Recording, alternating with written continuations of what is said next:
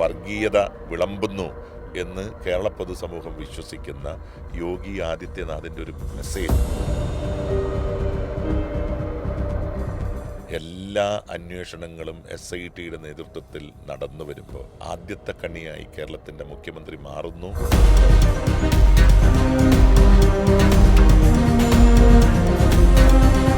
അയ്യപ്പൻ്റെ വിഗ്രഹം നോക്കി ഒന്ന് തൊഴാൻ പോലും ആഗ്രഹിക്കാത്ത മന്ത്രി പുങ്കവന്മാർ. ശബരിമല അതാണിപ്പോൾ കേരളത്തിൽ കത്തി നിൽക്കുന്ന, അല്ലെങ്കിൽ തെരഞ്ഞെടുപ്പ് നടക്കാനിരിക്കുന്ന ഈ സമയത്ത് പ്രധാനപ്പെട്ട വിഷയം. അത് തീരുന്നില്ലേ എന്ന് ചോദിച്ചാൽ ഇപ്പോഴേ തീരുന്നൊരു തോന്നലില്ല. അതുപോലെയുള്ള പോക്കാണ് ശബരിമലയുമായി ബന്ധപ്പെട്ടുള്ള ദിവസം തോറും വന്നുകൊണ്ടിരിക്കുന്ന വാർത്തകൾ. ഇതിൽ ഇപ്പോഴേറ്റവും അടുത്തായി വന്നിരിക്കുന്നത് അയ്യപ്പ സംഗമം വരെ, അതായത് സന്നിധാനത്ത് നടത്തിയ മോഷണം എല്ലാം കഴിഞ്ഞ് താഴെ പമ്പ തീരത്ത് നടത്തിയ അയ്യപ്പ സംഗമവും വലിയ തട്ടിപ്പായിരുന്നു എന്നുള്ളതാണ് ഇപ്പോഴത്തെ കണ്ടെത്തൽ.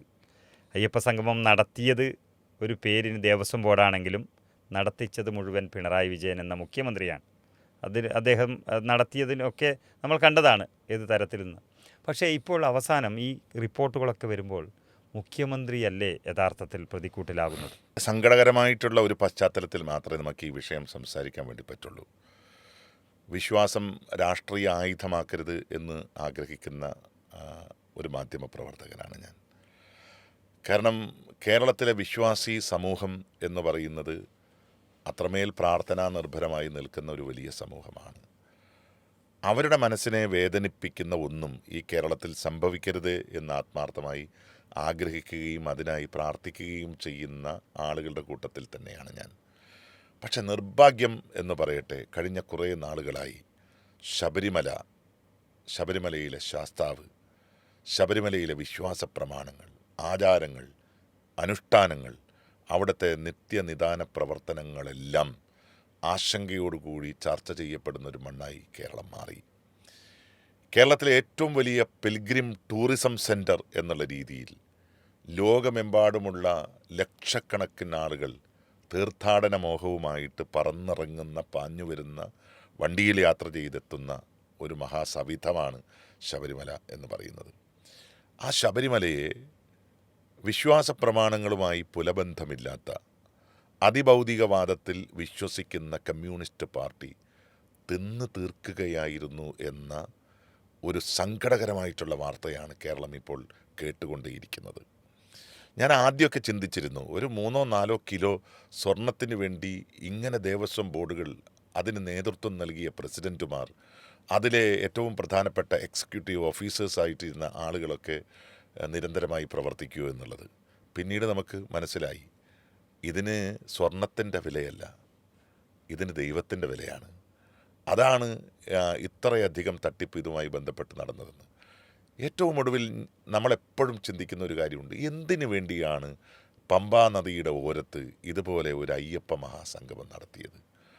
അതെല്ലാവരുടെയും ഉള്ളിലുള്ളൊരു ചോദ്യമാണ്. എന്തിനാണ് നടത്തിയത്? അത് കേരളത്തിലെ ഹൈന്ദവ വിശ്വാസി സമൂഹമാണ് നടത്തിയതെങ്കിൽ അതിനേതെങ്കിലും ഒരർത്ഥതലം നമുക്ക് സങ്കല്പിച്ച് തരാൻ സാധിക്കുമായിരുന്നു. ഒരു വിശ്വാസവുമില്ലാത്ത ആളുകൾ അയ്യപ്പൻ്റെ ശ്രീകോവിലിൻ്റെ മുമ്പിൽ പോയി അയ്യപ്പൻ്റെ വിഗ്രഹം നോക്കി ഒന്ന് തൊഴാൻ പോലും ആഗ്രഹിക്കാത്ത മന്ത്രി പുങ്കവന്മാർ, ജീവിതത്തിൽ ഞാനൊരു ഈശ്വര വിശ്വാസിയല്ല എന്ന് നിരന്തരമായി സംസാരിച്ച് അസംബ്ലിയിലും അതുപോലെ തന്നെ സത്യപ്രതിജ്ഞാവേദിയിലും ദൃഢപ്രതിജ്ഞ ചെയ്യുന്ന കേരളത്തിൻ്റെ മുഖ്യമന്ത്രിയും മന്ത്രിമാരും എന്തിനാണ് ഇങ്ങനെ ഒരു അയ്യപ്പ മഹാസംഗമം നടത്തിയത് എന്നുള്ളത് എല്ലാവരെയും ഞെട്ടിക്കുന്ന ഒരു കാര്യമാണ്. അപ്പോൾ അവിടെ നമുക്ക് ആദ്യം മനസ്സിലാക്കാൻ സാധിച്ചൊരു കാര്യം എന്ന് പറയുന്നത്, കേരളത്തിലെ ഹൈന്ദവ സമൂഹത്തിൻ്റെ വോട്ട് ബാങ്കിൽ കണ്ണും നട്ട് കേരളത്തിൻ്റെ മുഖ്യമന്ത്രിയും മന്ത്രിമാരും അനുചരവൃന്ദവും നിൽക്കുന്നു എന്നുള്ളതാണ്. പക്ഷേ ഇപ്പോൾ പുറത്തു വരുന്ന കാഴ്ചകൾ നമ്മളെ ഞെട്ടിക്കുന്നതാണ്. പക്ഷെ അതിനായി കുറച്ച് ഭഗവത്ഗീതയിലെ വരികൾ അദ്ദേഹം പറഞ്ഞു. ഇപ്പോൾ അതിനേക്കാളും ഞെട്ടിക്കുന്ന ഒരു കാര്യം എന്ന് പറയുന്നത്, 8 കോടി രൂപയായിരുന്നു യഥാർത്ഥത്തിൽ ചെലവ് പ്രതീക്ഷിച്ചത്. അപ്പോൾ അന്ന് ഹൈക്കോടതി ഉൾപ്പെടെയുള്ള നമ്മുടെ നീതിന്യായ വ്യവസ്ഥിതി സർക്കാരിൻ്റെ മുഖത്ത് നോക്കി ഒരു ചോദ്യം ചോദിച്ചു, എന്തിനാണ് 8 കോടി മുടക്കി ഈ അയ്യപ്പ മഹാസംഗമം നടത്തുന്നത്? എന്താണ് അതിൻ്റെ ഉദ്ദേശ ലക്ഷ്യം? ഈ പണം നിങ്ങളെങ്ങനെ കണ്ടെത്തും? സാധാരണ കേരളത്തിലെ ജനങ്ങളോട് പിരിച്ചെടുത്ത പണമാണോ? അല്ലെങ്കിൽ അയ്യപ്പന്മാർ കൊണ്ടുവന്ന് നിക്ഷേപിച്ച ഭണ്ഡാരത്തിൽ നിന്നുള്ള ദേവസ്വം ബോർഡിൻ്റെ പണമാണോ എന്ന ചോദ്യത്തിന് മുമ്പിൽ എല്ലാം സ്പോൺസർഷിപ്പിലൂടെ കണ്ടെത്തും എന്നാണ് ദേവസ്വം ബോർഡും സർക്കാരും അന്ന് പ്രഖ്യാപിച്ചത്.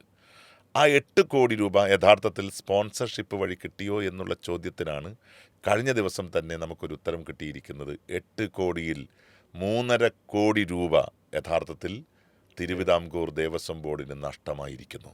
ചെറിയ സംഖ്യയല്ല, വലിയ സംഖ്യയാണ്. ഒരു ഓൺലൈൻ റേഡിയോ നടത്തിപ്പുമായി ബന്ധപ്പെട്ട് ഞങ്ങളെല്ലാവരും കൊട്ടേഷൻ കൊടുത്തവരാണ്. അന്ന് ആ ഓൺലൈൻ റേഡിയോന് വരുന്ന തുച്ഛമായ സംഖ്യ പോലും വലിയ നഷ്ടത്തിലേക്ക് കലാശിക്കും എന്ന് പറഞ്ഞുകൊണ്ട് അവിടുത്തെ CITU യൂണിയൻ ആ ഒരു പ്രോജക്റ്റിനെ എതിർത്തത് വ്യക്തിപരമായി അറിയുന്ന ഒരാളാണ് ഞാൻ. ആ CITU ഉൾപ്പെടെയുള്ള സംഘടനകൾ നിലയുറപ്പിച്ച CPMൻ്റെ സമുന്നത നേതാക്കന്മാർ ദേവസ്വം ബോർഡ് ഭരിക്കുന്ന ശ്രീ വാസവനെ പോലുള്ള മന്ത്രിമാർ അതിന് നായകത്വം നൽകുന്ന ഒരു ഘട്ടത്തിലാണ് നമ്മൾ അറിയുന്നത് 3.5 കോടി രൂപ അനാവശ്യമായി ഈ അയ്യപ്പ മഹാസംഗമം നടത്തി ചെലവഴിച്ചു എന്ന്. ഏത് അയ്യപ്പനാണ് ആ സംഗമത്തിൽ പങ്കെടുത്തത്? അല്ലെങ്കിൽ ഏത് പ്രോജക്റ്റാണ് ആ അയ്യപ്പ മഹാസംഗമം വഴി ശബരിമലയിൽ നടപ്പിലാക്കുന്നതിനെ കുറിച്ചിട്ട് ആലോചിച്ചത്? ഒന്നും ആലോചിച്ചില്ല എന്ന് മാത്രം. ഒന്നും, അതെ, കറക്റ്റ്, ഒന്നും ആലോചിച്ചില്ല എന്ന് മാത്രമല്ല, ശബരിമലയിലെ ആ അയ്യപ്പ മഹാസംഗമത്തിൽ 5000 ആളുകളെ പ്രതീക്ഷിച്ച സ്ഥലത്ത് വെറും 600 ചില്ലാനും ആളുകളാണ് പങ്കെടുത്തത്. ബാക്കിയുള്ളവരെല്ലാം അവിടെ ഉച്ചഭക്ഷണത്തിന് പോലും ഇരുന്നില്ല. കാരണം അന്നദാനം മഹാദാനം എന്നാണ് പറയുന്നത്. മുഖ്യമന്ത്രി ആഗ്രഹിച്ചതും ഒരുപാട് ആളുകൾക്ക് അന്നം കൊടുക്കാനാണെങ്കിൽ മുഖ്യമന്ത്രിയുടെ ഈ അന്നദാനത്തിൽ പങ്കെടുക്കാൻ സാധിക്കില്ല എന്ന് പറഞ്ഞ് അയ്യപ്പന്മാർ പുറത്തുപോയി, അല്ലെങ്കിൽ ഭക്തജനങ്ങൾ പുറത്തുപോയി. AC കടുത്തത് കൊണ്ടാണ് പുറത്തു പോയതെന്നാണ് അവരുടെ ഭാഷ്യം എന്ന് പറയുന്നത്. അപ്പോൾ അതിന് കേരളത്തിലെ ഒരു മാധ്യമ പ്രവർത്തക നൽകിയ ഒരു ഉത്തരം വളരെ പ്രസക്തമാണ്. വൃശ്ചിക മാസത്തിലെ മരം കൊച്ചുന്ന തണുപ്പിൽ ശബരിമല കയറുന്ന, പമ്പയിൽ സ്നാനം ചെയ്യുന്ന അയ്യപ്പന്മാർക്ക് എന്ത് AC? അതുതന്നെയാണ് അവിടെയും സംഭവിച്ചത്. യഥാർത്ഥത്തിൽ മുഖ്യമന്ത്രിക്ക് അവിടെ ഉണ്ടായ ഒരു നേട്ടം എന്ന് പറയുന്നത് കേരളത്തിൽ ഏറ്റവും വലിയ വർഗീയ വിഷം വിളമ്പിക്കൊണ്ടിരിക്കുന്ന ശ്രീ വെള്ളാപ്പള്ളി നടേശനെ അദ്ദേഹത്തിൻ്റെ കാറിൽ കയറ്റിക്കൊണ്ടുവന്ന് ആ വേദിയിലിരുത്താനും അതിനുശേഷം കേരളം കണ്ട ഏറ്റവും വലിയ വിശ്വാസി പിണറായി വിജയനാണ് എന്ന് പ്രഖ്യാപിക്കാനും ഒരു ഇട നൽകി എന്നുള്ളതാണ്. അതിനേക്കാളും അപ്പുറത്ത് ഏറ്റവും പ്രധാനപ്പെട്ട വിഷയം എന്താണ്? കേരളത്തിൻ്റെ ചുറ്റുവട്ടത്ത് ധാരാളം മുഖ്യമന്ത്രിമാരുണ്ട്. കർണാടക മുഖ്യമന്ത്രി സീതാരാമയ്യുണ്ട്.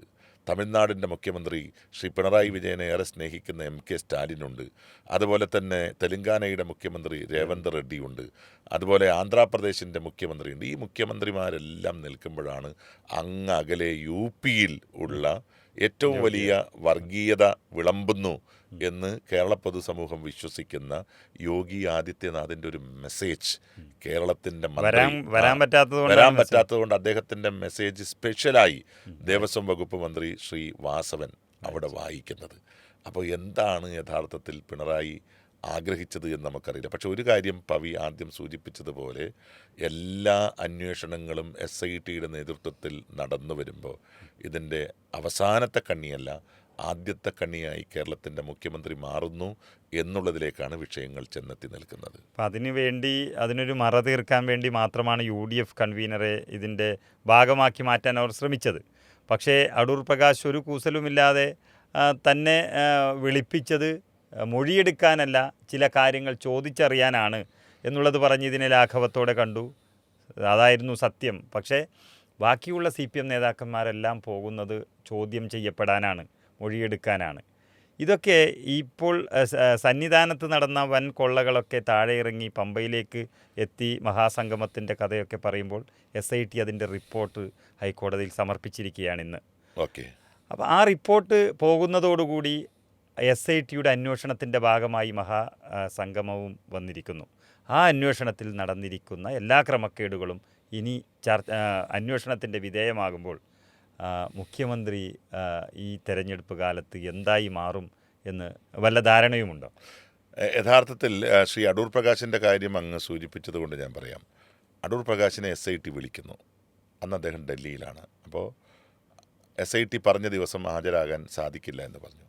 അതിനുശേഷം SITയുടെ ആരാണോ വിളിച്ച ഉദ്യോഗസ്ഥൻ, ആ വിളിച്ച ഉദ്യോഗസ്ഥനെ തിരിച്ച് അടൂർ പ്രകാശ് വിളിക്കുന്നു. എന്നിട്ട് പറഞ്ഞു, ഞാൻ അങ്ങോട്ട് വരാൻ തയ്യാറാണ്. അങ്ങനെയാണ് അടൂർ പ്രകാശ് പോകുന്നതും 2.5 മണിക്കൂർ സമയം അവരുടെ ചോദ്യങ്ങൾക്ക് വളരെ കൃത്യമായി ഉത്തരം നൽകുന്നതും. ഒരു ഫോട്ടോയിൽ ഒരു വ്യക്തിയോടൊപ്പം നിന്നു എന്നുള്ളതുകൊണ്ട് ഒരാൾക്കെതിരെ ഒരു കേസ് അല്ലെങ്കിൽ അദ്ദേഹത്തെ അറസ്റ്റ് ചെയ്യണം എന്നുണ്ടെങ്കിൽ കേരളത്തിൻ്റെ മുഖ്യമന്ത്രിയെ എത്ര വട്ടം അറസ്റ്റ് ചെയ്യണം, കേരളത്തിലെ മന്ത്രിമാരെ എത്ര വട്ടം അറസ്റ്റ് ചെയ്യണം, ശ്രീ കടകംപള്ളി സുരേന്ദ്രനോടൊപ്പം ഇപ്പോൾ ഈ പറയുന്ന ആളുകൾ, ഉണ്ണികൃഷ്ണൻ പോറ്റി ഉൾപ്പെടെയുള്ളവർ വീട്ടിലെ ഊണും ഉറക്കവും നിരവധിയായിട്ടുള്ള ഫോട്ടോകൾ, അദ്ദേഹത്തിൻ്റെ കുടുംബത്തോടൊപ്പമുള്ള ഫോട്ടോകളൊക്കെ പുറത്തു വന്ന ഒരു ഘട്ടത്തിലാണ് നമ്മൾ നിൽക്കുന്നത്. പിന്നെ അടൂർ പ്രകാശിനെ അറിയുന്നവർക്കറിയാം, അടൂർ പ്രകാശ് വായിൽ വെള്ളിക്കരണ്ടിയുമായി ജനിച്ച ഒരു രാഷ്ട്രീയ നേതാവാണ്. അദ്ദേഹത്തെ സംബന്ധിച്ച് ഏതെങ്കിലും അർത്ഥത്തിൽ ഒരു 2.25 ഏതെങ്കിലും അർത്ഥത്തിൽ കൈക്കൂലി വാങ്ങിച്ച് ജീവിക്കേണ്ട ഒരാളല്ല. അതിൻ്റെ ഒരാവശ്യം സത്യം പറഞ്ഞാൽ അടൂർ പ്രകാശിനെ സംബന്ധിച്ചിട്ടില്ല. 2 പതിറ്റാണ്ടോളം ശബരിമലയിൽ MLA ആയിരുന്നു. അപ്പോൾ ആ അർത്ഥത്തിൽ അദ്ദേഹം വളരെ വിശ്വാസപൂർവമാണ്, അല്ലെങ്കിൽ ദൃഢനിശ്ചയത്തോടു കൂടി തന്നെയാണ് അദ്ദേഹം SITയെ സമീപിച്ചത്. SIT ഒരു കാലഘട്ടത്തിലും അടൂർ പ്രകാശിനെ അറസ്റ്റ് ചെയ്യില്ല എന്നുള്ളത് കേരളത്തിന് സുവ്യക്തമായി മനസ്സിലാക്കാൻ സാധിച്ചിട്ടുള്ളൊരു കാര്യമാണ്. പക്ഷേ CPM സൈബർ ഇടങ്ങളിൽ തുടർച്ചയായി സർവാഭരണ വിഭൂഷനായി നിൽക്കുന്ന അടൂർ പ്രകാശിൻ്റെ ഫോട്ടോ പ്രചരിപ്പിക്കാൻ ശ്രമിച്ചു എന്നല്ലാതെ അത് ഒരു കാലത്തും വിജയിപ്പിക്കാൻ ഇടതുപക്ഷ ജനാധിപത്യ മുന്നണിയുടെ സൈബർ ഇടങ്ങൾക്ക് സാധിക്കില്ല. പക്ഷേ മുഖ്യമന്ത്രിയെ സംബന്ധിച്ച് ഇതിനൊക്കെ നായകത്വം നൽകുന്ന ഏറ്റവും അവസാനത്തെ മനുഷ്യൻ എന്നുള്ള രീതിയിൽ ഇതിൽ നിന്ന് കൈകഴുകി പോവുക എന്ന് പറയുന്നത് ഈ ഘട്ടത്തിൽ അല്പം ബുദ്ധിമുട്ടാണ്. പ്രത്യേകിച്ച് കേരളത്തിലെ ഏറ്റവും പ്രധാനപ്പെട്ട മലയാള സിനിമയിലെ നടൻ ശ്രീ ജയറാമിനെ SIT ചോദ്യം ചെയ്യും എന്ന വിവരം പുറത്തു വരുന്നു. ED ചോദ്യം ചെയ്യും എന്ന് പുറത്തു വരുന്നു. ഈ ചോദ്യങ്ങൾ കഴിഞ്ഞാൽ അദ്ദേഹത്തെ ഒരു മാപ്പ് സാക്ഷിയാക്കിയാൽ യഥാർത്ഥത്തിൽ വീണ്ടും CPMൻ്റെ ഉന്നത നേതൃത്വം ഈ കേസിനകത്ത് കടന്നു വരിക തന്നെ ചെയ്യും. അവരെല്ലാം ഇതിൻ്റെ ഏറ്റവും വലിയ കുറ്റം ഏറ്റെടുക്കേണ്ടി വരുന്ന ആളുകളായി മാറുക തന്നെ ചെയ്യും. ഇതിൻ്റെ കണ്ണിയിലെ അവസാനത്തെ കണ്ണി എന്നുള്ള രീതിയിൽ എല്ലാ കാര്യങ്ങളുടെയും കുന്തമുന നീളുന്നത് കേരളത്തിൻ്റെ മുഖ്യമന്ത്രിയിലേക്ക് തന്നെയാണ്.